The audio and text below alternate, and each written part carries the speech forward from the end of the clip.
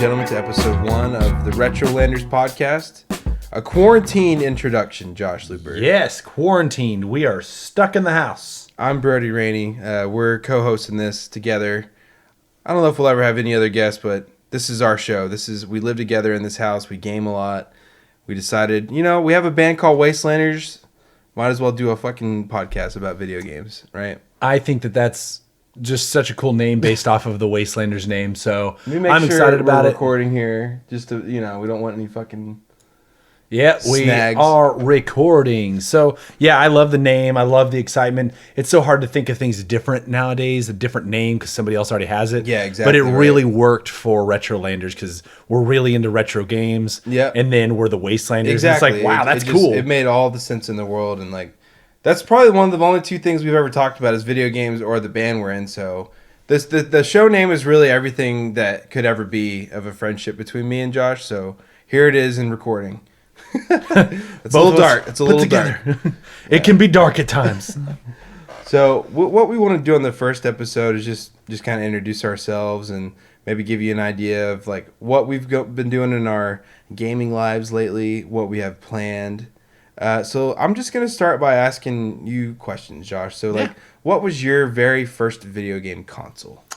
Starting off with the fun ones. And then you'll ask me a question. Yeah, what do you think about that? Okay. I got to try to remember those questions. That's the thing. Yeah. So we might both answer some of the questions. I'll give my answer, but then you'll come up with the next question. And I'll answer it first, but then you give your answer too. 20 questions. So it makes you think of a good question. So yeah, cool. Go for it. So my very first game console was the Sega Genesis. Ooh, okay, good. Sega Genesis, I started off playing Sonic the Hedgehog, just like a lot of kids my age. So Sonic the Hedgehog was always such a cool thing to me just because you run around, pick up rings, jump on the ladybugs, jump on at the wasp and everything, and then you go beat up Dr. Robotnik. And so it was super fun. So you got the Genesis with Sonic. That was your where it was. Game? Okay, cool. Yeah. What were some other early Genesis games you had? Oh man, I remember Eternal Champions was a cool fighting game that we had. We had the Mortal Kombat series. That was always super fun. To try to think of some, Echo the Dolphin was really cool. Echo the Dolphin was awesome.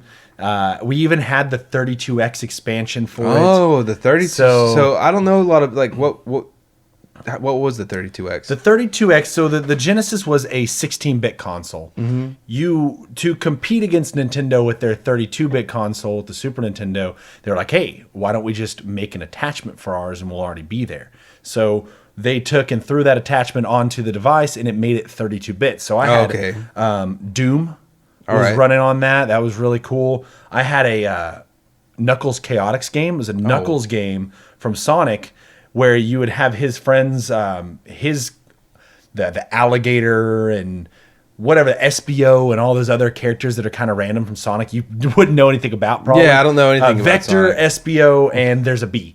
So whenever you'd have them and you'd be attached by a ring and it would stretch you across the level. Mm-hmm. So it was a pretty cool little system. It didn't have a whole lot of games, but they had a bunch of the 16-bit games turned into 32-bit so you could really enhance it. And then we had the Sega CD attachment as well. That's one thing about the Genesis. It had a bunch of those attachments and modular add-ons and things like that. It's pretty interesting. And we had the original Sega Genesis too, not the remake later on. We had the original. Yeah, I have an original one over there as well. So my first console, I'm a little bit young. I'm 3 years younger than Josh. So I started out on the Nintendo 64. It was the Christmas of 1998. I remember because I was 6 years old. We got Banjo Kazooie, I think Diddy Kong Racing, maybe GoldenEye. And I think that was the first 3 games starting out. I remember Star Wars Shadows of the Empire very early on. We would go to the store, of course, and rent all kinds of games like Zelda and Turok. And there's all the sports games like NFL Blitz and the Wayne Gretzky hockey, Ken Griffey Jr. baseball. So I grew up on the cartridge, N64, Mario Kart, loving Nintendo. My favorite game was Banjo Kazooie. That was the first game I ever played because I got it on Christmas Day. But from then on, I went on to play like PS1. Like my neighbors had PS1 and like Spyro and Crash Bandicoot, Metal Gear Solid, and I pretty much have been Nintendo and Sony most of my gaming life. I mean, as I've gotten older, of course, I've just stuck to PlayStation. Xbox has always been there, kind of in the 360 era mostly, but as a retro collector, I've come to love Xbox a lot, especially the original one. So I'm a big Xbox fan too. Yeah, we know. And from the so with my Sega days, I went to I actually skipped the Saturn. Sadly, I really wanted one. It just didn't work out. But I did get a hold of a Dreamcast and some amazing games like Jet Grind Radio, Sonic Adventure 2, Shenmue. Those were some amazing games that came from that, and those are super nostalgia. And my whole, even all my setup here at the house is set up with all those games. Yeah, I was just playing Sonic Adventure earlier. It's almost like Microsoft kind of took, Sega's mantle a little bit. They took their like role. the Xbox was kind of like sort of like what a Dreamcast 2 would have been. So, and I think that's one of the reasons why I followed it and I went and I wanted an Xbox so bad. Yeah, because it's like you knew you weren't ever going to get another Sega. No. And so you didn't want to go to Nintendo, God forbid Sony land, because they're the ones that just put Sega out. So I feel you on that. I can see that evolution. So, I guess we both answered the question very deeply. So what would be, what's your question? So out of all the retro games, all right, not anything new, like you're thinking, man, I'm going to be stuck on a desert island. But you have the ability somehow to play one game while you're there. You're not going to be there forever, but while you're there and you're trapped, what game are you going to be there playing? I'm going to have to be predictable on this one, man. I'm going to have to say Dark Souls. All right. Yeah, and I'm going to say Dark Souls because it's a game that can be played in many different styles. It's a game that is kind of constantly evolving in a way, or you're constantly evolving as a player, and like the more skillful you get, like you start seeing the world differently and things like that. But I would say Dark Souls is just because it's a replayable game over and over. It has New Game Plus, like, for 99 levels, I think. Goodness. Well, it stops getting harder after New Game Plus 7, apparently. Isn't that wild? It's a new game 7 times. Yeah, but no, it's not like any other game where you play through like The Last of Us and there's so many emotional ups and downs, and like it's like, hey, play that 6 more times. Like, no, what? And you wouldn't want to, because that would cheapen the experience, right? Same thing for a game like Arkham Asylum or Arkham City or BioShock, any of these great single-player games. Like, you wouldn't play them to death because it would kind of cheapen the emotional beats of the story, right? Well, Dark Souls, the emotional beats are in the gameplay. They're not in the story at all. The story is very vague. It's just a bleak world that you're like going through and killing and surviving in and gaining power in. And at the end of the game, you stand amongst your peers as a god. But the emotional beats are in, like, oh my God, I'm owning all these enemies right now that used to kick my ass. It's not like, oh, this character just did this for me and now I have to deliver this, So it really puts you in the mindset and in the world, unlike any other game I've played. And I just think all the different, you can play it as a mage, you can play it as a barbarian, you could play it as a thief. I mean, there's all these different classes, and you can literally create a hybrid of any mixture of all of those that you want. And I just think that the game world's beautiful, the lore, just the artistic touch. Like, there just isn't really a part of the game that I wouldn't want to like go to again. So yeah, I'd have to say Dark Souls, because it's like watching The Godfather on, like, it's like that kind of game. Like, it's like The Godfather of video games or something, like, not like Godfather in the sense that it started games, but it's like that good of a piece of art that you wouldn't want to like let go of it. So that's my answer, Dark Souls. Well, also, I mean, with that much content, if you're on that island, you're not going to be bored. Yeah. You're going to have so much. And I've heard so many things about that game being so difficult. And I think that's one of the things Brody and I have been talking about is getting me involved in the Dark Souls world. He's been telling me about it for years. I think I may have played, what was the other game for PS4 that I played? There's Bloodborne. I played that a little bit, super hard. Yeah. But I think I'm going to actually dive into Dark Souls. It's going to be one of my dedicated games while we're in quarantine that I'm going to really give it a shot. Okay. Are you going to play it on the PS4 Pro? Yes, PS4 Pro, because you already own it. There's no need to be spending money on something No. we already have. So we're going to go ahead and I'm going to focus on that. It's going to look amazing. It's going to run amazing. It makes sense to play it on the PlayStation 4 Pro because the series really started on PS3 with Demon Souls. Okay. PS3 exclusive. Sony, they had the opportunity to publish it in the US. They only published it in Japan. They let Atlas publish it in the US, and it ended up becoming this sleeper hit, right? And cult classic. And Sony could have like published it in the US and funded the sequel, which would have been Dark Souls, and that could have been their IP, and like they would have been standing even stronger than they are now in their, with their wheelhouse of games. So they really dropped the ball on that, because when Demon Souls first came out, the executives were like, what the hell is this shit? This is crap. Like they just, because there just wasn't anything like that yet. We were coming out of like Devil May Cry and like God of War, where it's a lot of hack and slash, just kind of button mashy stuff happening. Like we're in an era where they were in an era of 2009 where there was a lot of pretty games with just really shitty physics.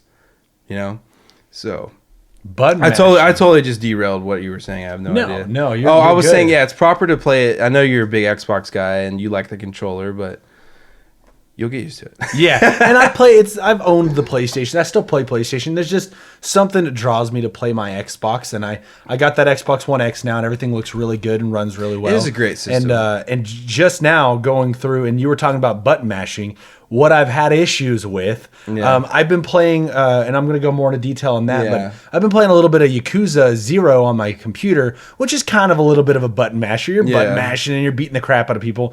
But then you got me to get into Arkham Asylum, which has been one hell of an experience. Oh, I can't wait to dive into that. Yeah. I didn't want to play it at first. I can't lie to you. Like I was like, I like Batman, but I just don't know. I played the demo. It's easy to write off of a licensed game. Yeah, but I got Batman. into it. Yeah, dude. Okay, well we have a whole section of the show segmented for that. So, what were we even talking about? We're talking about our Desert Island games, Desert right? Island game. So what would be your Desert Island game? Dude, Sonic Adventure 2. I'm so sorry. But you have to have enough. I love Deus Ex. And there's you can't keep playing every level over and over again, probably. I mean, you can. Yeah. But, and especially if you know the cheat codes on that game, because you can have fun. My little brother, he would just put on he would put all the robots and all the characters in 1,000 times. I never even learned how to do that, but he had a blast with it. Deus Ex is great for that. But the reason why I choose Sonic Adventure 2 is because I can play Escape from the City and sing along 100 million times and never get bored. Yeah. It's 2.5 minutes of pure adrenaline to me. So is there any hard difficulty settings on Sonic? I just think about is there a challenge that you could you keep challenging yourself in the game somehow? Yes. Could you start speed running it? We're talking about Desert Island game. Yes. So you can do some speed running type things. And when it comes out, now again, I have already done this before, but I would do it again. And it's not easy. Is the game's not really set on normal or hard or anything, but you get emblems for getting A ranks. Is there S rank? Not on Adventure 2, but some of the other newer Sonic games that have S rank, like Sonic Generations had an S rank, which it seemed like with all of my Sonic practice, I was able to get S rank quite a bit. So lots of Sonic Adventure 2, I think, would probably be that game if I chose one game. Yeah. I mean, why not, man? Yeah. It's just it's the one that you're most familiar with. It's guaranteed to bring you that soothing. That's why we get creative. That's why we watch TV shows and movies. It soothes us. It relaxes us, and which is a huge thing there too, because recently I've been wanting to play games and they've all been freaking hard, and I'm down there getting pissed off, and I'm playing Jet Grind Radio, and I'm like, why the hell is this happening? And I'm playing all these games, but I tell you, and I will say I was playing Sonic Heroes and having that issue, but if I put on Sonic Adventure 2, I'm just having a blast. Yeah, it's I can actually just play this as a game and just enjoy it, not be like, why is every game doing this to me? Because I'm playing other games and it's why is this happening right now? I just want a soothing, fun game. Maybe I should play Animal Crossing. Yeah, right. No, I'll play like Minecraft or RuneScape or Mindscape. I should probably put that in the notes. Put that. So yeah, we're I think that's good for the get to know us section of the first podcast. I want to get into, because we just keep talking about it. It's bleeding into everything we're talking about. Is what we're playing right now. We're in this quarantine. We're kind of having this gaming marathon. We're motivating each other to finish all these games, and like, it doesn't matter what it is. Just play it. Have fun and finish the game that you're playing. That's kind of the attitude right now. So, I want to get into. Let's start with you. What was the first game you beat during this quarantine? Oh, I was so excited about it. I spent $100 on it. I'm gonna play it over and over again soon. Doom Eternal. Big fan of the Doom series. I was raised, I know we're going back into the past a little bit, but I was raised on id Software games, or ID, however you want to say it. Like Doom, Wolfenstein, Quake, all those games were my life. My dad raised me on them. So we used to play, what was it? The connection way was TCP/IP on Doom and Quake back in the day. And now we get to play Doom Eternal. And I loved, because my dad doesn't have any system to run it.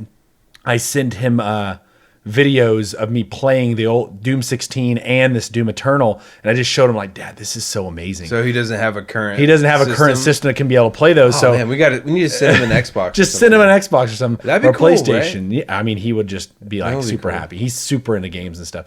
But like the way things work on Doom Eternal, it's just so fast and fluent. You're just like boom, boom, boom, boom, boom, and you're just killing demons. The graphics are amazing. I just recently bought a HP Omen gaming laptop with a 2070 graphics card, and it is so fast. Yeah, there's no issues so far. I mean, the fan's a little loud, but that's it. I'm like, I don't care. I'm immersed already. Yeah, just put headphones on. Yeah, just put some headphones on. So Doom Eternal has been one hell of an experience, literally.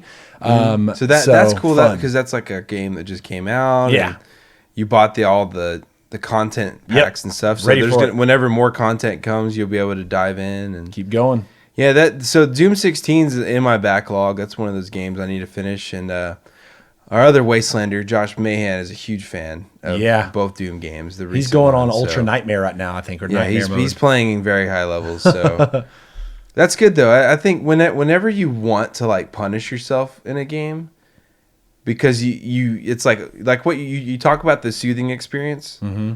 There is something to be said about like enduring the challenge and learning. But then when you reach that hump and you finish it, it's not soothing. It's like this, it's like this hype. It's kind of like builds your confidence. It's rewarding, So I think you need a mixture of both experiences in your gaming life. You need those Sonic Adventure 2s. You need those, like these just like Dark Forces. Just those fun little pick up and play games. Yeah. But then you need shit like that just wrecks you, like Mega Man X4. Oh my gosh. Like I was playing that earlier. Yeah. That looked cool though. It is a cool game. That's the problem. It's so cool. I wish I was good at it. Yeah. And that's another thing we've been doing is like we have our selective games that we're playing, but also we've both been interested in just like, hey, just put that one on for like 10 minutes and let's see what it's about. We were playing Medieval earlier on original PlayStation. Oh, dude, I loved it. Like it's almost like we're instead of Saturday morning cartoons, we're just kind of checking out little 30-minute snippets of games and shit like that.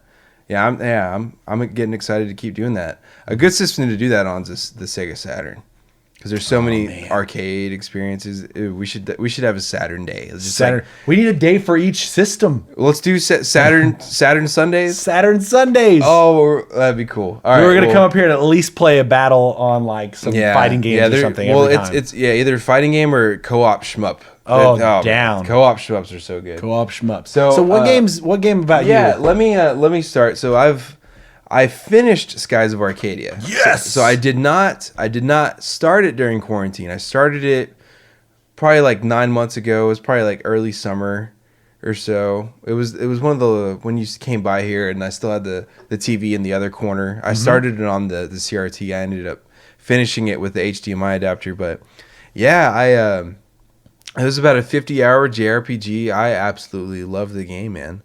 I think it was very well made. Like all the music, all the sound effects that they did, the character models, and just everything about the game just felt like it was, some guy was there like really having fun, like just writing the dialogue and making the bosses, and just there's just there's just a bunch of love and passion in the game. It plays like most JRPGs. It's turn-based. There's not an active time or anything like in Final Fantasy, which is cool. It's a lot like Final Fantasy X, actually. It plays... Oh, there's a dog barking Chihuahua.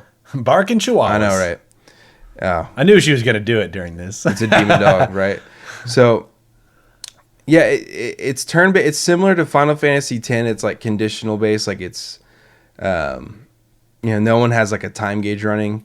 And you teach all your party members magic by switching what color crystal they have. So you've got it's all elemental. So like lightning and ice. God, that Chihuahua.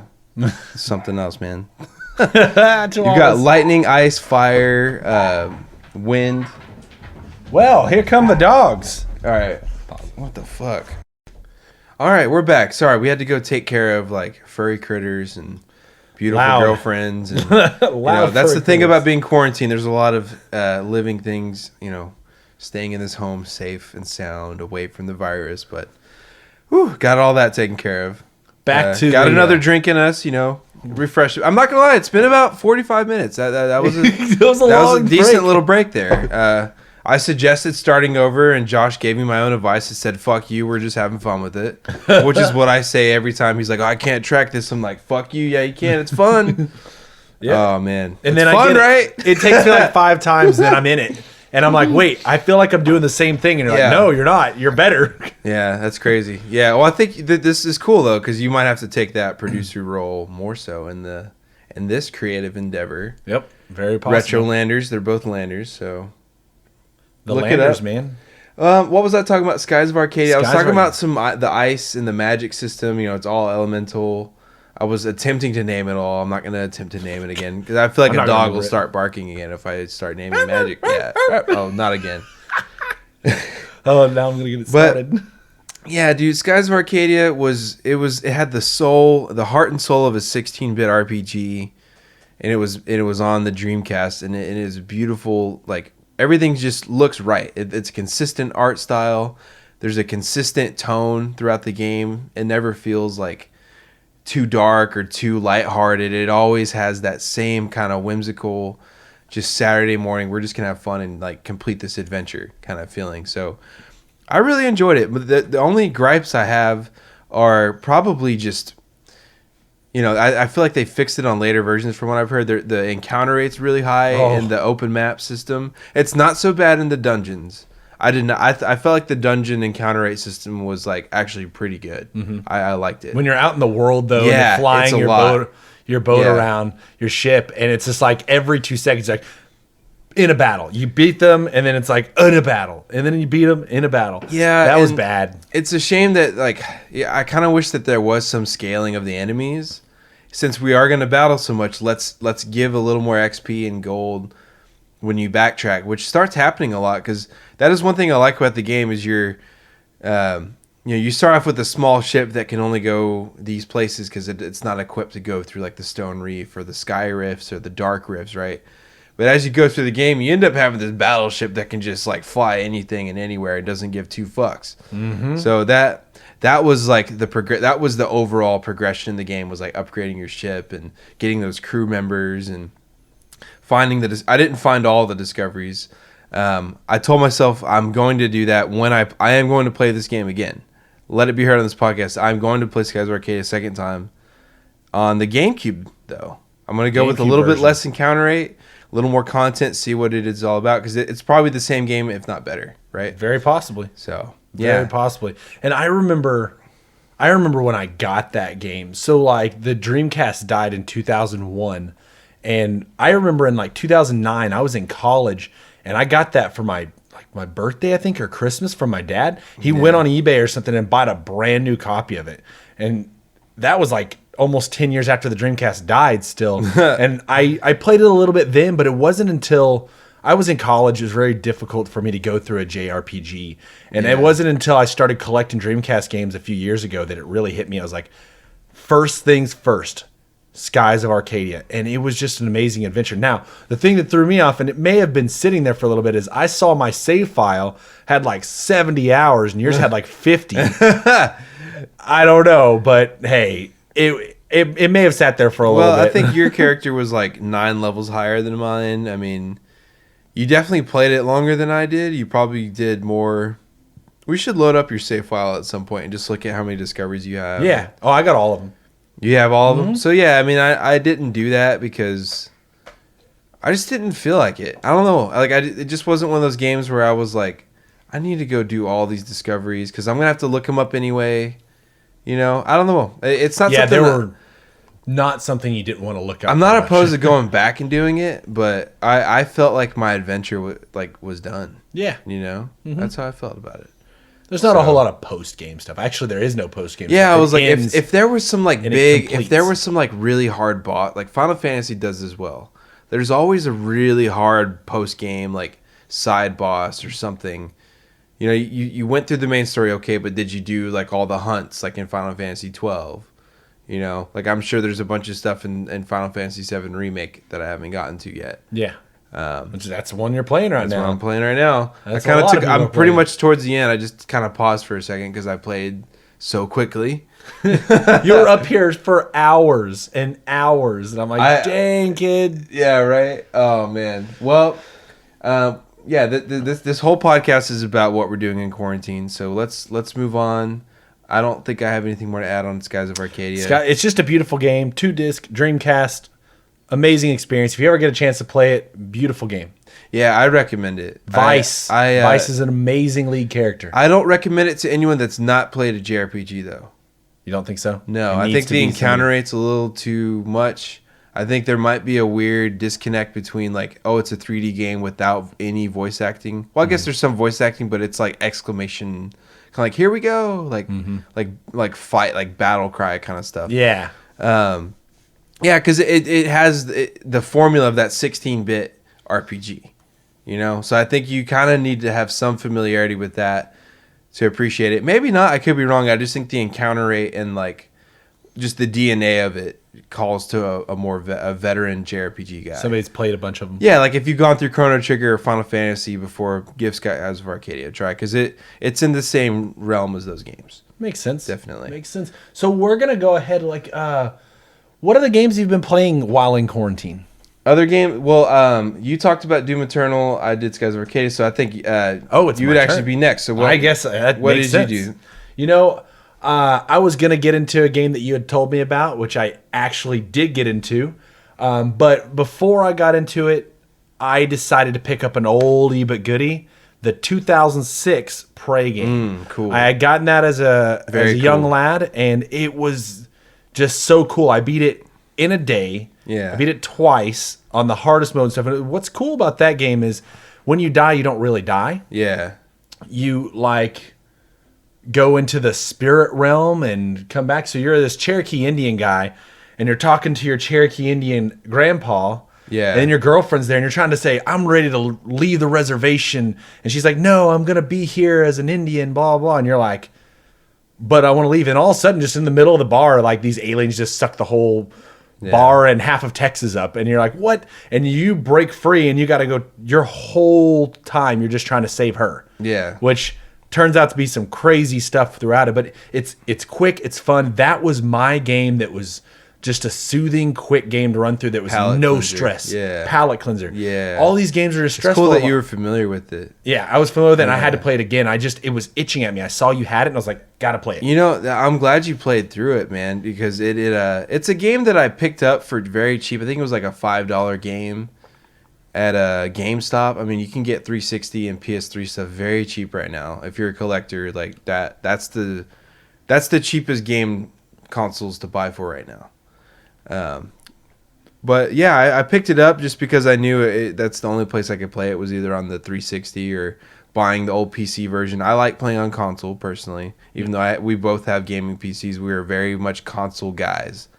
But that game, I didn't actually want to watch you. You played it in the living room, on the 1X. I don't know if it was enhanced, but it looked great to me. I don't know if it was one enhanced or not, but it was fine. Yeah, I think the 4K TV kind of doesn't like that good display does enough on its own to those old games.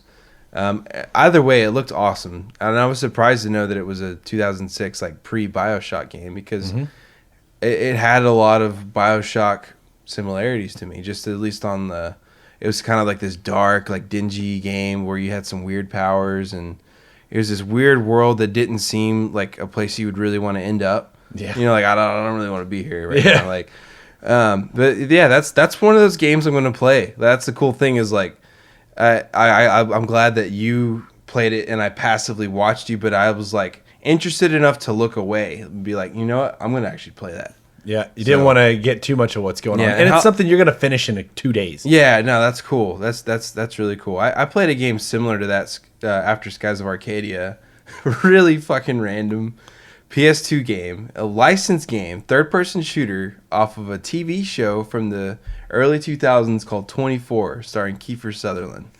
24 the game, ladies and gentlemen. It has all the cast from the show.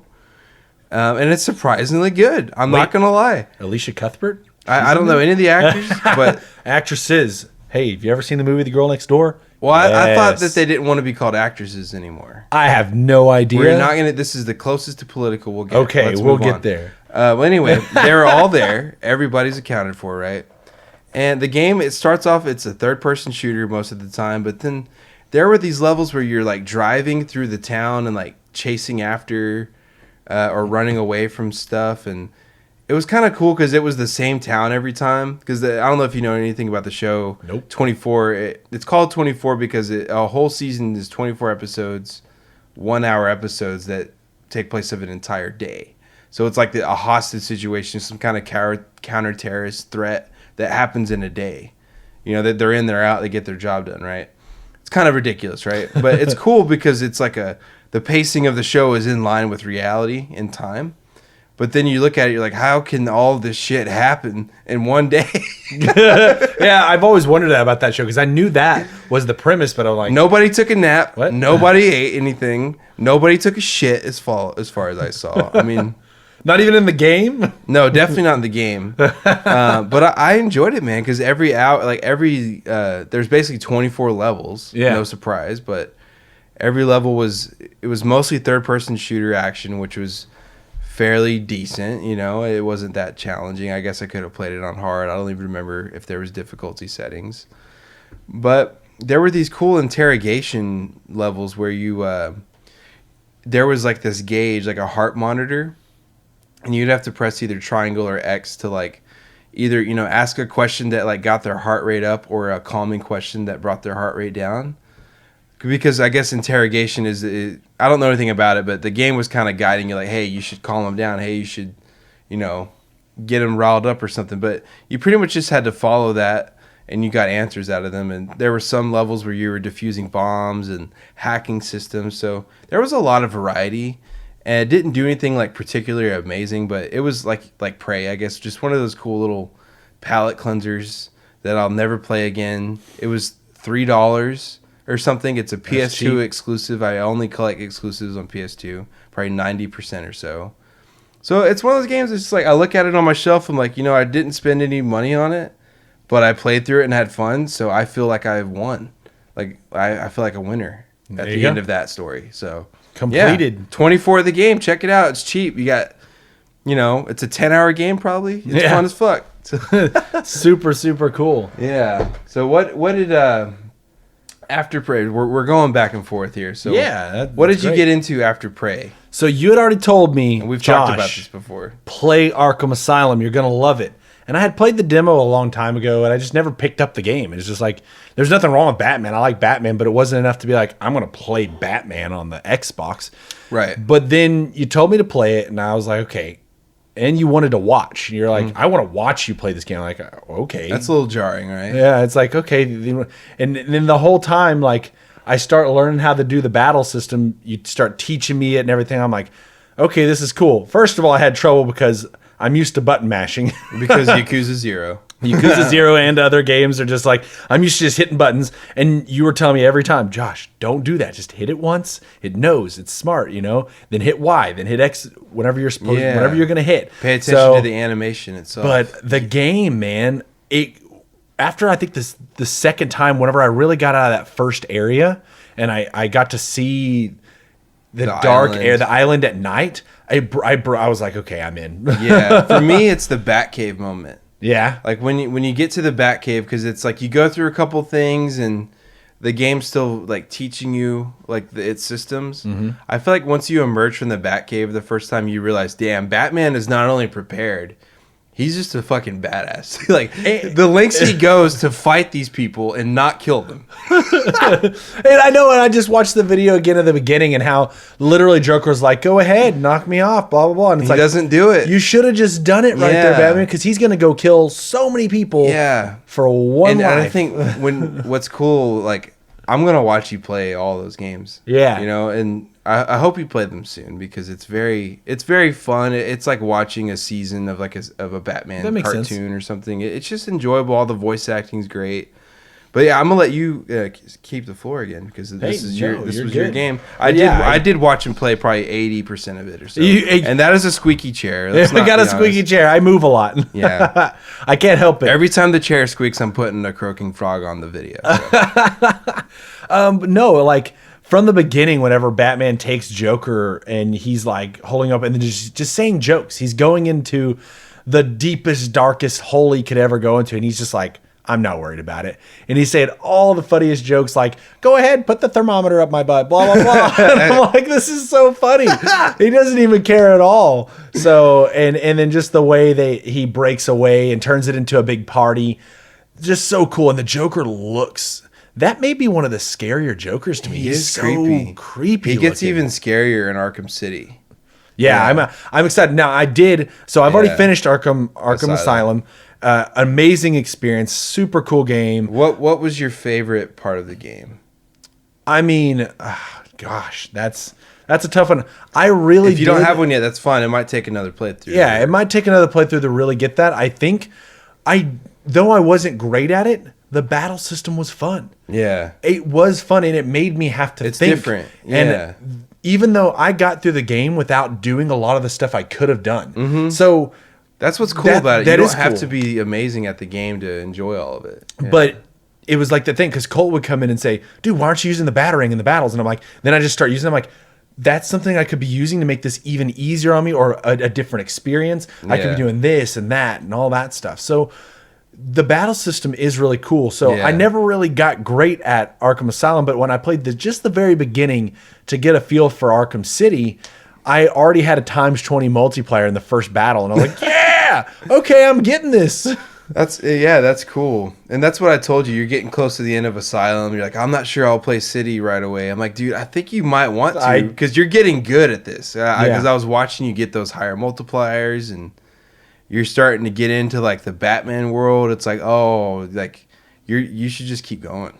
You know, and I think that you're right. I think I'm going to want to play that. Yeah, and I'm not going to lie. I think one of the other things that really hit me for that was those Scarecrow missions. Dude, yes. That was some of the coolest stuff ever. There's nothing like that in any game I've played.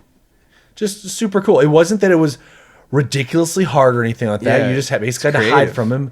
Extremely creative. That was awesome. Remember when we thought the game like glitched out? And then it took us to the beginning, but we're Joker walking in Batman. And then like we died and it said retry mission, but it took us to a new the game, like those parts of the game completely fuck with your mind. 100%. I love the Scarecrow missions. Yeah. That's probably like that's one of those that's my favorite part of the game would be the Scarecrow missions. Yeah. Just because like what you said, just of how just creative they are and everything like that. And then also the Croc section. I really enjoy that. Yeah, I just love like all of his little like how he taunts you and it sounds like he's from way over here and the little heart monitors going. The game's just really good in those suspenseful moments, but it's also really good in reminding you, hey, you're Batman. Like you've got this planned out. You got a Batcave on this island already. You're gonna put the explosive gel on the floor and wait for him already. Like that was the only thing that I literally almost had in the first time. I was like, okay, first time I got the Croc guy, and then I run past it and I'm like, oh my gosh, all because of something like this, because I didn't know what was going on at the end. I should have paid attention to that. But yeah, it was really easy to do at the end. Well, it should be mentioned the voice acting. Everything's great. The Kevin Conroy as Batman, Mark Hamill as the Joker. The original, well, I wouldn't say original, but the voice actors from the 1992 animated series, very highly highly regarded property in the Batman universe. You know, We're gonna watch that too. One of the best. Yeah, we should definitely watch that. We should watch some of the animated movies. There's so much good Batman out there. There's an animated rendition of The Killing Joke, which is the story of kind of what happened to Barbara Gordon, you know, getting shot and everything. Mm-hmm. And it's voiced by Mark Hamill and Kevin Conroy. And it's recent and it's rated R. Ooh, we should watch that shit. Dude. Definitely down for it. There's so much good content out there that isn't live action. Like there's the Nolan Batman films, which are the peak, you know, just great. Like, then the animated, the Arkham games in the animated world are honestly just as good as the Nolan films. Mm-hmm. You know, if you like Batman. So yeah, it was cool to watch you play that game, man. I'm not gonna lie, like it's a game I'll play again one day. Like it's not something that's ever gonna feel like a chore. Yeah, you know, it's just something. It's like Prey.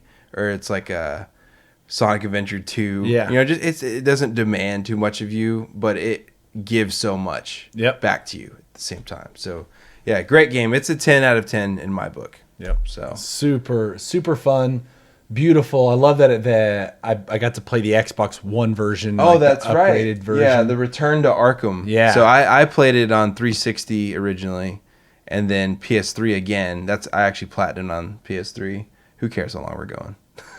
Hey, no, we can go as long as we want. I just want to make sure it's actually recording. Oh, no, it definitely is. Good. So, yeah, Batman Arkham Asylum. Yeah, that RetroLanders recommend list. I don't know if we're starting a list. Hey, that's what we need to do. We just started one. So, Skies of Arcadia is on there. Yep. Doom Eternal. Doom Eternal's I haven't played it yet, but it probably will be. It can't go on there until we both played it. Yeah, and that makes sense. We both played Skies of Arcadia. How are we gonna do that? Arkham Asylum's on for there. Your game, your Dark Souls. You can't recommend Dark Souls until I know, right? Through it. Well, that's the whole point of the show. Right? Getting you guys to play this game. I need this on the damn list. Finish the game. Go finish the game. But yeah, Batman's definitely on there. Asylum. So if we just have a couple on there, we have two so far: Skies of Arcadia, Arkham Asylum. So, yeah, and you're playing City.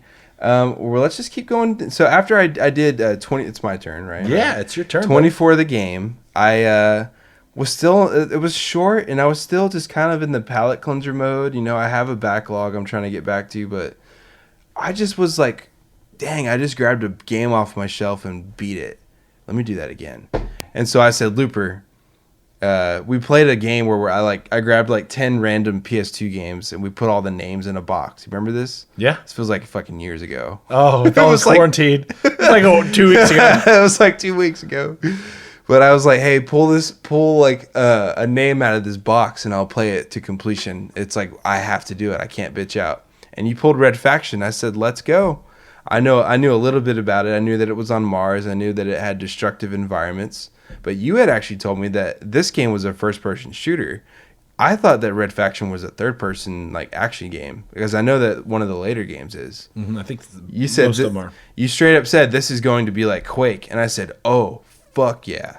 Like that is tight. So I loved Red Faction. Honestly, it had a really simple premise. Like you're just these miners in a colony that are revolting. And your character's kind of this dumbass. Honestly, every time he talks, it sounds stupid.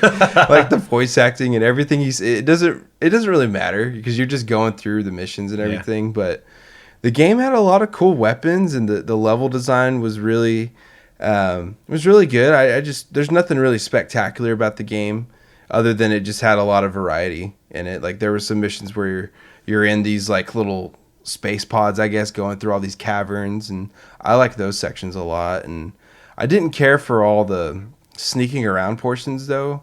It just didn't make any sense. Like you're not really sneaking, you're just kind of in this rough disguise, and if you barely walk past anyone, they start shooting you anyway. So I pretty much just treated all those missions like suicide runs. I just ran in. I just didn't even try to shoot anybody. I just grabbed, once I learned where items and exits were, I just grabbed items and hit the exit. Yeah, that makes sense. So, you know, I guess it's an early PS2 game. It's an early shooter. It feels a lot like GoldenEye and like Time Splitters to me. Just that early console shooter. So I loved the shit out of it in that respect. So, yeah, Red Faction. I helped you choose well. Yeah, I know. I'm glad I played it. Don't have too much else to say about it other than it was just a solid PS2 shooter. There you go. Yeah, man. But I think what is it? Your turn. So Yeah, man. I mean, it's basically kind of like games that I'm currently playing, because I haven't been finishing anything. I'm really bad about that. While I was on the road, I was playing Shenmue 3 though. okay, long awaited. Big. I'd say at least a pretty good fan of the game back in the day. I have a lot of the collection stuff up there as well. From Shenmue 1 to Shenmue 2. It's just a cool experience. I mean, it was kind of a groundbreaking experience to leading to what kind of open world games are nowadays. And the voice acting was always terrible. And what's funny about Shenmue 3 is they kept the voice acting terrible on like purpose 18 years later. But the graphics are really cool. I like that though. The gameplay is very similar. It's very nostalgic of what the old ones are. Yeah. The best, I mean, the fighting's fine. The story's fine. There's nothing wrong with it. It's really cool. I've just, I haven't finished it. I got a little thrown off with coming back off the road, and I'm at the very end pretty much. Are you happy with it? I've been happy. Well, I mean, I've already put like 44 hours into it, and I think the game's 25 hours. So I mean, I do have fun with it. I'm very bad if things change for me and I don't just hop right back into something, I won't finish it for a while. Yeah, that's the same thing that's happened with like Xenoblade Chronicles too. Like, I've been playing that game for over a year. I'm really bad at JRPGs as well, but I do really love Shenmue 3. I think it's beautiful. I'm at this fighting part now that all I got to do is go in there and just beat the shit out of some people, and I'm going to get some extra money, and I'm going to be pretty much done, go face off against the last people. The worst part is, though, and it's already been a little bit spoiled, is he doesn't finish the story still. Even though we waited 18 years to find out what goes on, he's like, let's just, keep a spoiler. And I know that already. I don't know what happens, but I know it's still not going to end. So it's another thing that might be kind of psychologically making me like not hop into it. You don't feel this urge to reach a point of finality because it's not really there. Exactly. Yeah. I think that's really deep down affecting me a little bit. They should have just finished it off right here then. He should have, because the guy's getting probably a little old. Yeah, it's like, dude, you should have done like this 20 years ago, man. Finish this game first, Yeah, just finish the story. Even if you have to cut it short, at least you finish the story instead of like, oh well, Yu Suzuki's no longer gonna be able to make games. Yeah, and it's like, dude, he had to make up $15 million from a Kickstarter to get this going. Are you gonna be able to do that again for Shenmue 4? Mm-hmm. Or are we just gonna be out of luck? At least make a comic book or something. Do something. Help finish the story. I've got to know what happens. But all these cliffhangers can get kind of bad. Yeah. So, but yeah, it's still a fun game. For me, like that's always been a game. It's like a Skies of Arcadia or something. It's like I need to play that. That's a Dreamcast experience. Mm-hmm.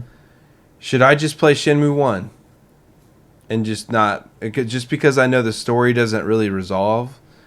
It's hard for me to like want to get invested in it.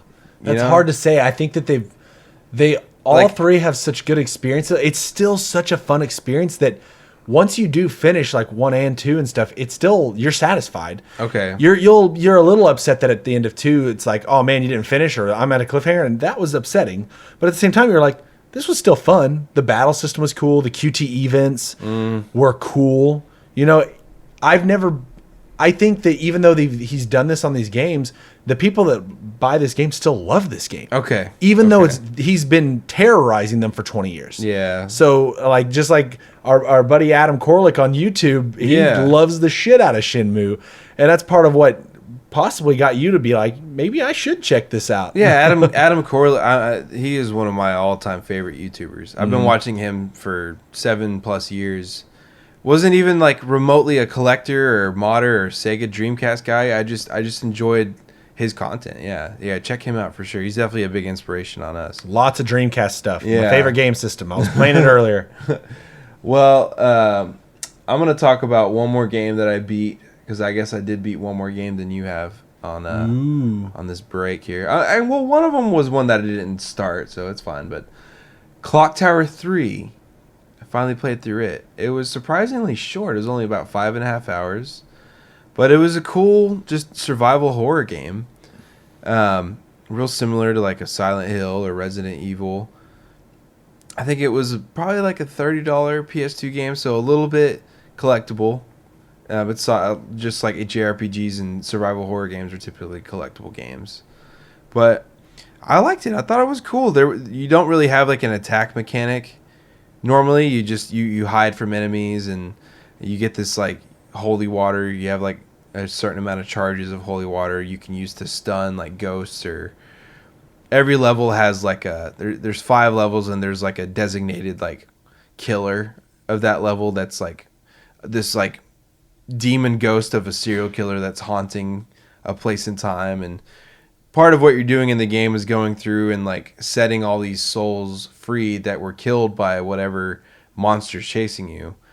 So at the end of it, you face it off with some like boss fight with bows and arrows. It's kind of strange, but yeah, it was cool. It was just like one of those other things like, okay, well, 3 is a good number. Let's grab a third PS2 game off the shelf and play it to completion. So yeah, that's what I did. But the only real thing I didn't like about it is that it was kind of short. But there's a hard mode, which I might play through one day if I ever want to play it again. So, there you go. Clock Tower 3. Clock Tower 3. Well, and I don't know if you still have this number in your head or not, but you had went through all your PS2 games and found out how many hours of PS2 games you actually have on average. Shit, I did do that. Do you remember what it is? All I know is I calculated all the single-player games I have yet to beat on PS2 and Xbox. And if I were to play 3 hours a day, it would take me about 3 years to play through it all. Yeah. Just on PS2 and Xbox. And that's a total of like 300 games maybe or so. So multiply that times 5. That's 1,500. So yeah, it'd probably take 15, 20 years to play through all these games in this 3 hours a day. We have a lot of work. Yeah, a lot of work. Let's get busy. Yeah, I hope y'all are ready. Yeah, so. Here we go. A podcast for everyone. I don't have much else other to say than Clock Tower 3. I'll be honest, I didn't really prepare to talk about it too much. Yeah. It's a solid survival horror. Find it for a good deal. I wouldn't pay like more than $20 for it. Oh, there you go. $20, $30 sounds quick, about right. Quick experience. Good experience. Yeah. Definitely good.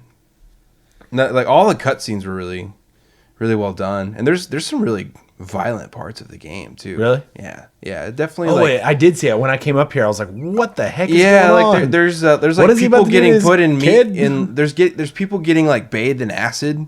That's like the second boss. Yeah, that's a little fucked up. You know? There's some stuff in there, man. Yeah, but I don't know, the boss battles. Once you figure them out, it's just you have to shoot these like magical like angel arrows at them. But you can't move around while aiming your bow. So you pretty much just walk around and get far enough away and like wait till they're in your line of sight, shoot arrows. It's not really that like challenging, honestly. But nothing too crazy. Maybe playing it on hard mode will be different. Who knows? Too many other shit to play. You got 10 years ahead of us. So yes, so much. Well, I guess we're prepared for an extended quarantine. Well, I'm working on Shenmue 3. I'm gonna probably finish it, maybe even over the weekend. I might just say screw it. Let me hop on. It might be one of those things you just take to the finish line, knock it out. And I mean, it's super fun. I've put a lot of hours into it, but at the same time, I've kind of really been wanting to get back into my Dreamcast games. I spent so much money collecting these things, and it's like, man, all these other games are distracting me. There's thousands of games, but I was like, one game in particular was kind of reaching out to me, and so I'm putting my time into it. It's called E.g.g. or Elemental Gimmick Gear. Awesome game, man. Yeah. Awesome. I've been watching you play a little bit of it. I love that it's a 2D art style. Yeah, 2D. It's all painted. It's got the spirit of Link to the Past in it. Mm-hmm. It does. Zelda. It does. Yeah. Yeah, basically, there's a person, I don't know too much about it right now, the person that is inside of a small machine thing and these archaeologists come and dig him up after he's been underground forever. Yeah. And they're like, he's been here for 5,000 years. And after 100 years after that, they kind of designed this elemental gimmick gear suit to be used in regular day life. Mm-hmm. Well, then all of a sudden, Leon is his name, wakes up, and he hops in his elemental gimmick gear that every one of them's based off of. Yeah. And now that's who you are. You're running around. You're going to go find out about your past and why you woke up, what happened to you, and why all these other eggs are around. You're in the middle of this. You don't really know those answers yet yourself. No, and I don't really want to until I get deep into it. Yeah, that seems like a game that you want to chew on and go through. It's a cool little game. You start off with probably want to pull a guide up Probably so. Seemed pretty tough. Not much direction. Very old school. That's what's cool about the Dreamcast is that it's very like ahead of its time, but it's also very retro.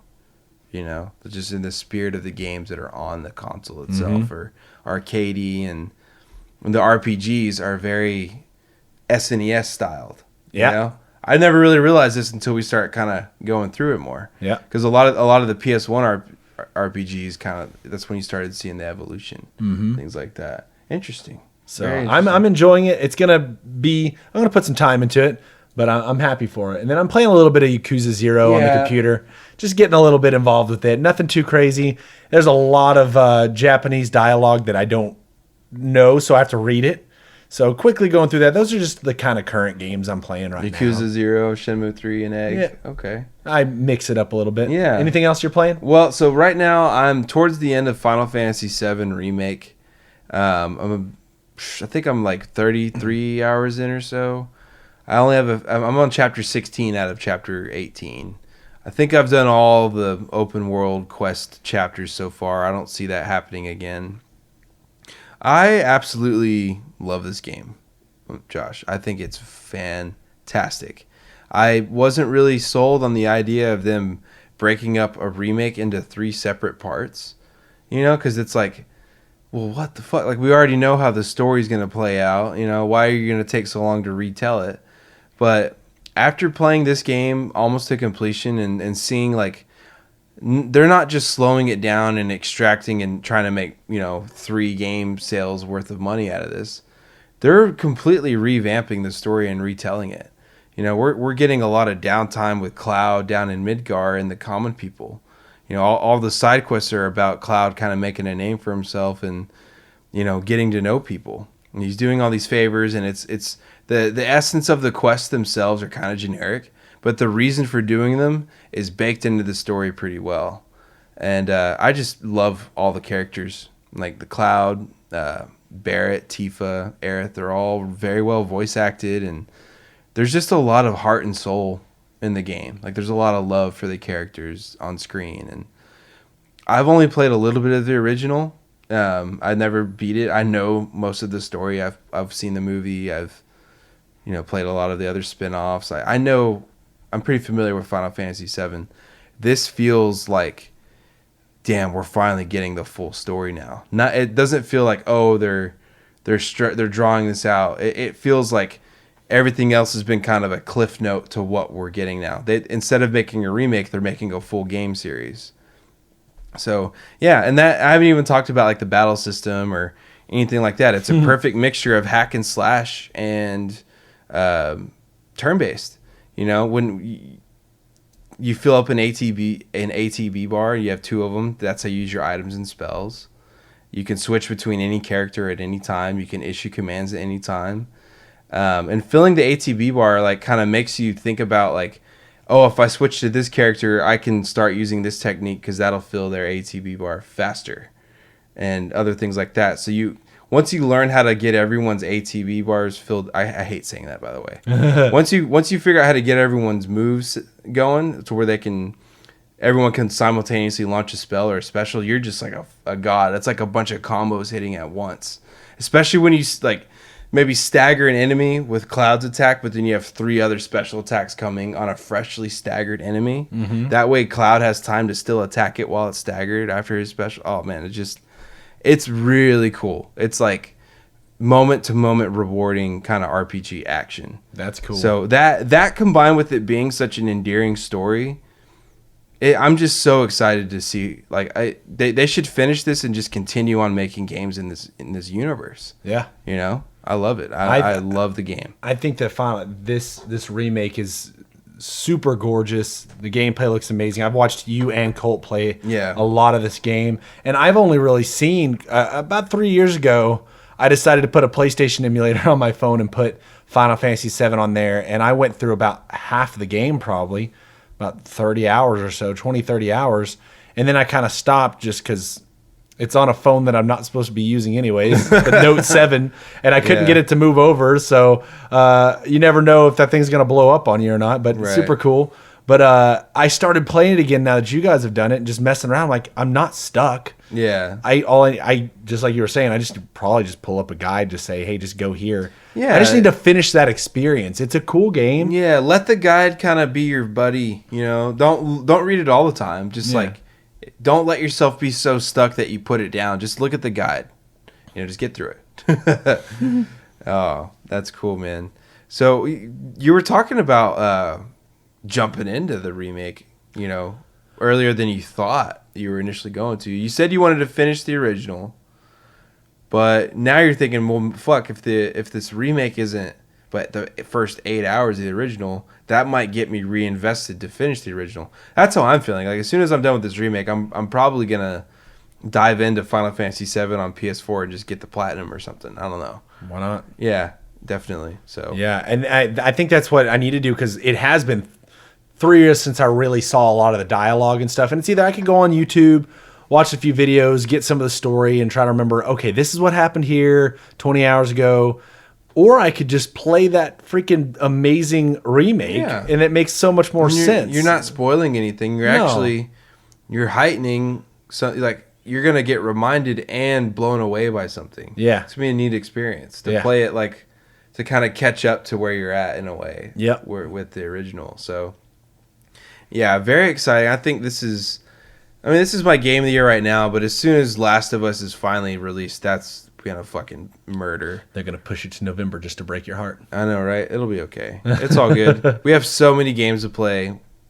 But yeah, Last of Us is very special to me. Yeah. One of my favorite games of all time. So part 2, definitely looking forward. So I don't have much else that I'm playing currently. I mean, I'm trying to limit myself to one game. I mean, it's very tempting to do this kind of Saturday morning marathon thing that you've been doing and just check out a bunch of stuff. And that was fun. It is fun. It definitely is. But I've got games in my backlog. I'm serious about finishing Final Fantasy 3 on SNES, officially known as Final Fantasy 6.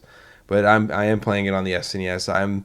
I'm to the point where the world's been destroyed by Kefka, and I'm kind of going and collecting my party members again, and I could pretty much go face Kefka after that. So I'm close. I'm very far in it. I'm not ever going to restart it. I think that game has a very good story that you can come back to because it's very memorable.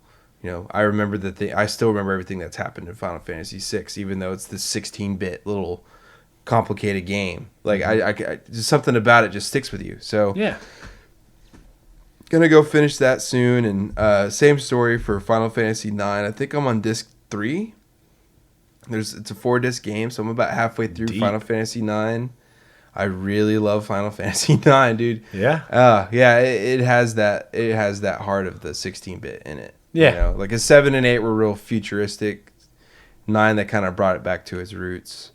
A lot of people think 9's the best one on PS1, but after seeing Final Fantasy VII Remake, I don't think you could do this to 8 or 9, like what they're doing. Like the story in 7 is that fucking incredible. Dang. The character design is that fucking incredible. Mm-hmm. Yeah, definitely. So yeah, I've only beaten Final Fantasy 1, 2. I've been really far in like a lot of Final Fantasy games. 1, 2, and then I finished 13, and I started that game in 2011. And I finished it in 2019. Yeah. That was bad. But hey, it was an off and on game for like 7-8 years. But I can proudly say I finished 13. It was a beautiful game. Very pretty. I didn't hate the battle system stuff, but I'm bad at JRPGs.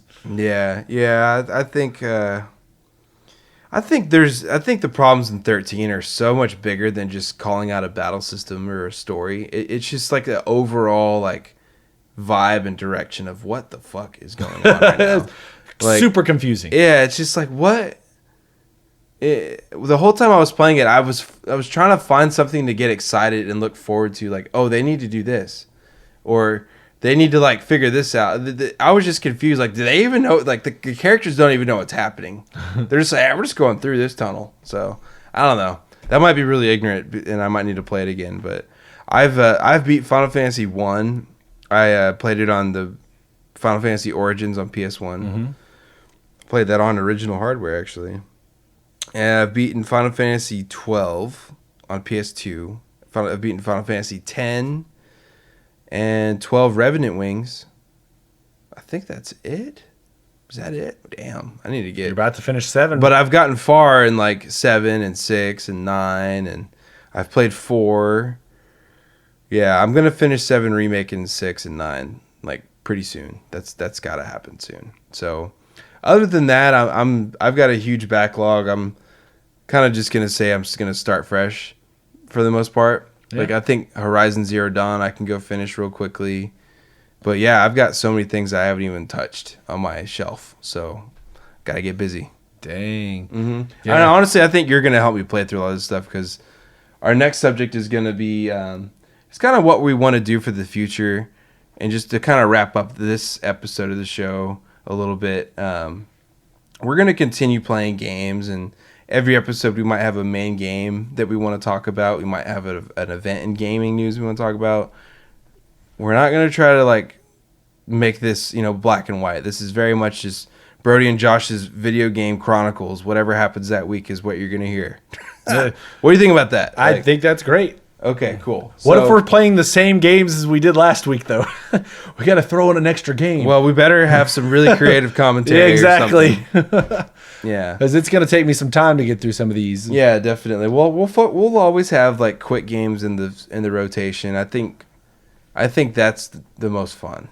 And, one of the things that we're wanting to do is continue on the path of sharing games and telling each other to play specific games. Like I had told Brody to play Skies of Arcadia because it was a beautiful, fun game, and he enjoyed it. He told me to play Arkham Asylum. Well, we're kind of looking at some next games, and I think he's trying to tell me to play some Dark Souls, so here it comes. Yeah, definitely. Here comes the Dark Souls. We're counting Asylum and City as like a, hey, I played through 50 hours of Skies of Arcadia, and you could play 30 hours of amazing Batman action. So good trade-off if you ask me. Yep. But yeah, so I think you're going to try Dark Souls. I got to get you on Deus Ex, man. Yeah, that's such a cool game. I was about to say that's the most interested I am in any of your favorite games. It was like I want to play Deus Ex. Mm-hmm. Deus Ex and Mass Effect. Either one of those. Mass Effect's cool. Yeah, Mass Effect for Dark Souls actually might be a pretty good trade-off. Or is Deus Ex pretty? I'm gonna. You think Deus Ex? Deus Ex is an RPG. Oh, that's right. It's a first-person RPG. Yeah, so that's perfect. I have the PS2 version, the Conspiracy. And you're saying it's not the ideal version? I was looking it up because I was thinking we could like play it kind of together through the PlayStation. But after looking up it's the same game, but the PlayStation 2 didn't have the RAM to make all of the levels load together, so they had to split them up, and there's long loading screens. The only real difference is the in-game cutscenes are turned into CGI on the PS2, which is pretty cool. But then people were like, dude, just watch them on YouTube. Yeah. So and play the PC version. I have a save file for this game. I've played it for a few hours. Oh, I didn't know you played it for that long. I have played it. And I did notice that there was like loading screens, like you're going around a corner, like there's a building, you're going in between an alley, there's just a loading screen randomly. Now that is on the regular PC version too, but they said that like there's a level, it's one of the second or third levels, it happened Battery Park. You're gonna run into it, and they actually had to split that level up. So take what it's even worse probably on the PS2 version. Yeah, it was noticeable to me. I understand there's loading in old games. And your computer's going to make that loading screen go snap. Do you own that on disc? Like how? I guess I'll just have to find it on Steam. What's great about Steam is you can share games. You've already shared Counter-Strike to me, so I can share Deus Ex to you. Well, I don't know how to do it, but we'll figure it out. Done it before. We'll get it figured out. So it's a I'm excited. I'm actually very excited to play it on PC. It's going to be a lot better. Yeah, mouse and keyboard. That seems like a PC game. Stoked on it, man. Super stoked. I hope you enjoy Dark Souls. Really, it's gonna. I mean, just prepare to die. It even says it on the box. I hate dying, man. I get pissed off at Jet Set Radio. Another game that you wanted me to check out was Sonic Adventure 2. I mean, you keep. Sonic is your baby. That's your guy. I love Sonic. It's just fun, man. Yeah. It's just fun. I know a lot of the games are really glitchy and can be shitty. And even part of Sonic Heroes today, when I was playing it, I was like, this pinball level is horrible. What is going on? Why did you create this? Yeah. But overall, I just love the idea of Sonic. This morning, I woke up went to Amazon Prime and I saw Sonic X on there, the show, which kind of takes the idea of Sonic you watched Adventure it? and Sonic Adventure 2. I've already seen it before, but I was like, I'm Saturday morning cartooning it right now. I'm watching Serial the first episode. Sonic? I did. I watched Sonic X this morning. It was And then great. you played Sonic Heroes. And then I played Sonic Heroes like 5 minutes afterwards. That's tight. So That's super cool. Yeah, dude. I like that there's a lot of Sonic content. Like if you're a Sonic fan, you're pretty like good. Like you got a lot of stuff. Lots of stuff. Some of it's great, some of it's not. Yeah, just like anything, right? Yeah. You know, anything saturation kind of ruins most things, right? That's why you just have to play like Sonic Adventure 2. Yeah, exactly. To get a real 3D experience from that one. Yeah, I'm down. I'm definitely down. A game I know you definitely would like. Series, and I'm not trying to say play all these games, but just so happens there's multiple great ones. Is the Ratchet and Clank games on the PlayStation 2? I think you should start with just the original one. I would play it on PS3, the HD remaster. Yeah, that's what I would do. Yeah, because the either that or just play the PS4 like kind of remake, which takes elements of the first 3 games and kind of remakes it and reboots the original story in one game. It's a strange like project. I think the original 3 are better than the remake, but you could really start with either and get a good idea of what the series is. Very whimsical dialogue, very like just off the wall weapons and like mechanics. Like you have grind boots, you have magnet shoes, you have this little robot on your backpack that can turn into a helicopter and a jetpack. There's all this little like it's like a sci-fi. Like if Sonic had like guns and was like flying around space, it kind of has that little like whimsical nature to it. So yeah, it feels like a DreamWorks movie, honestly. That's cool. Like Shrek or Madagascar. Yeah. So yeah, I would definitely say Ratchet and Clank is on the list for you from me. And what would be? I know we didn't write any more notes. I have one more thing I would say to you, but I'm gonna let you give one more.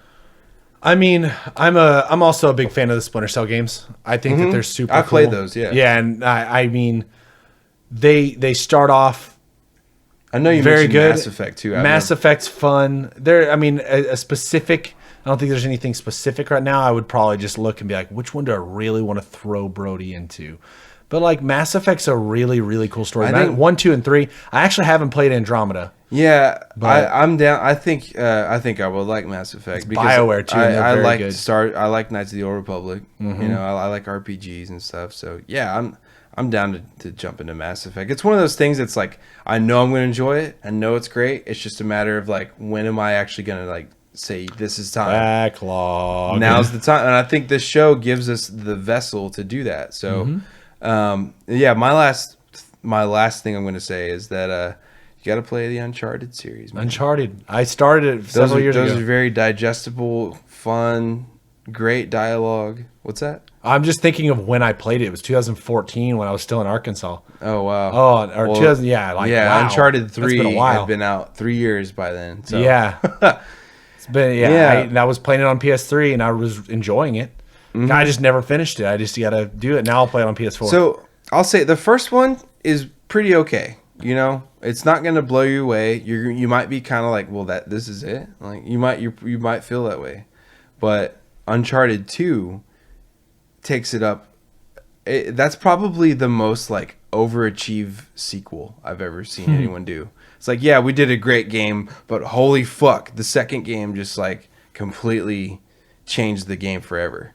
You know, the first one takes place on an island, kind of in the South America area. You're going after Francis Drake's like gold. there's a plane. Yeah, there's a plane in the beginning. Yeah, it's very, very Indiana Jones feeling, and you end up killing a lot of guys, which doesn't really make a lot of sense. Like there's a lot of shootouts and with hundreds of soldiers by the end of the game. You know, it's just kind of in there because it has to be an action game, I guess. It doesn't make a lot of sense with the story.